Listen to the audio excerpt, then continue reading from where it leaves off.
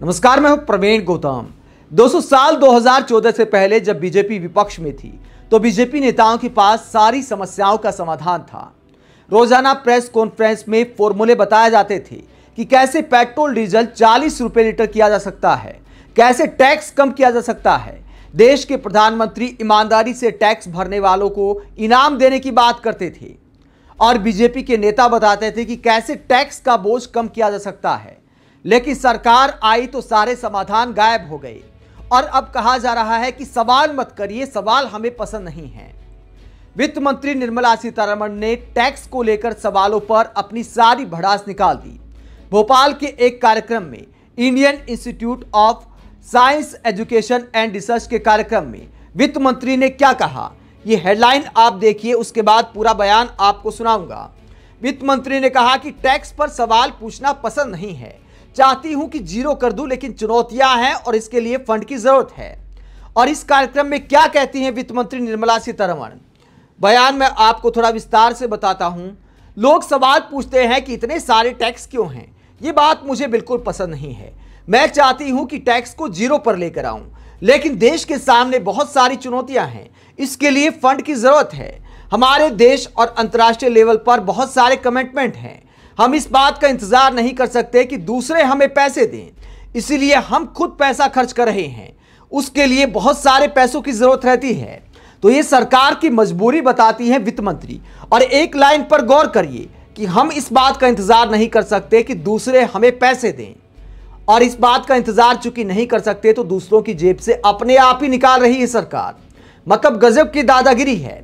और किस तरह से पैसा वसूल किया जा रहा है। आप खाना खाने जाएं तो टैक्स, आप सड़क पर चले तो टैक्स, इनकम टैक्स, तमाम चीज़ों पर जीएसटी। जनता कहती है कि लगान की तरह टैक्स हो गया है और जो सेवाएं आप नहीं लेते उन पर भी टैक्स लिया जा रहा है। गरीबों के साथ, मिडिल क्लास के साथ सरकार क्या कर रही है। कहा जाता है कि हम गरीबों की सरकार हैं, मिडिल क्लास की सरकार है, आम जनता का ध्यान रखते हैं, गरीबों के प्रधानमंत्री हैं। लेकिन सरकारी बैंकों ने भी 8,500 करोड़ रुपए वसूल लिया मेंटेनेंस ना होने की वजह से खातों में।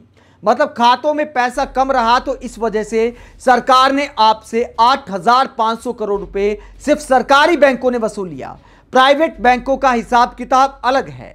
तो यह दिखाता है कि सरकार आम आदमी के लिए कितनी संवेदनशील है। इसके अलावा अगर आप सरकार की सेवाएं लेना चाहते हैं, सरकार आपको उम्मीद दिखाती है, फिर सेवाएं नहीं भी देती है तो भी पैसा वसूला जाता है। और इसको लेकर पत्रकार अजेंद्र त्रिपाठी का एक पोस्ट मैं आपको दिखाता हूं जो आम जनता का दर्द है। बहुत सामान्य बात है, कोई अनोखी चीज मैं आपको नहीं दिखा रहा हूं, लेकिन सरकार इस पर सोई हुई है क्योंकि मीडिया कायदे से सवाल नहीं करता। अजेंद्र त्रिपाठी लाखों ट्रेन यात्रियों का दर्द लिखते हैं।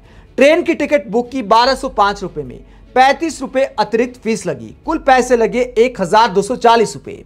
वेटिंग था, फिर जब चार्ट बना तो सीट नहीं मिली, टिकट स्वतः कैंसिल हो गया। आईआरसीटीसी ने मात्र 1,140 रुपए लौटाए। ऐसे बिना किसी सेवा दिए रेलवे हजारों लोगों से करोड़ों रुपए कमा रहा है। इसे देश सेवा में अपना छोटा सा योगदान समझे या खुली सरकारी लूट और भ्रष्टाचार। और इस तरीके से टिकट कैंसिल करने में ही, मतलब वेटिंग टिकट कंफर्म नहीं हो पाया, टिकट कैंसिल हो गया, इस माध्यम से ही सरकार ने हजारों करोड़ रुपए कमाए हैं। यानी आम आदमी को, यात्रियों को कोई सेवा भी नहीं दी और हजारों करोड़ रुपए कमाई कर ली। और वित्त मंत्री कहती हैं कि देखिए मजबूरी है, तो मजबूरी के नाम पर आखिरकार आम आदमी की जेब को कितना काटा जाएगा।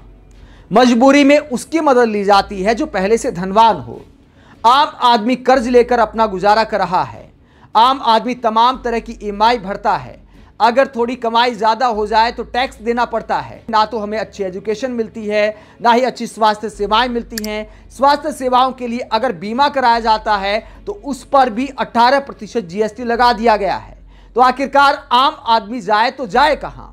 यानी टैक्स लेने के बाद सरकार की जिम्मेदारी होती है शिक्षा देने की, स्वास्थ्य देने की, लेकिन ना तो आम आदमी के लायक सरकार शिक्षा दे पा रही है। आम आदमी प्राइवेट स्कूलों में अपने बच्चे पढ़ाने को मजबूर है। स्वास्थ्य सेवाओं का ऐसा हाल है कि उसके लिए हेल्थ बीमा बहुत सारे लोग कराते हैं, लाइफ इंश्योरेंस कराते हैं, तो उस पर भी सरकार कहती है कि 18% जीएसटी देना पड़ेगा। तो आखिरकार ये टैक्स है या लगान है। और सवाल करो तो वित्त मंत्री कहते हैं कि देखिए सवाल मुझे पसंद नहीं है। प्याज महंगे हो जाए तो कहती है देखिए मैं तो प्याज खाती नहीं हूं।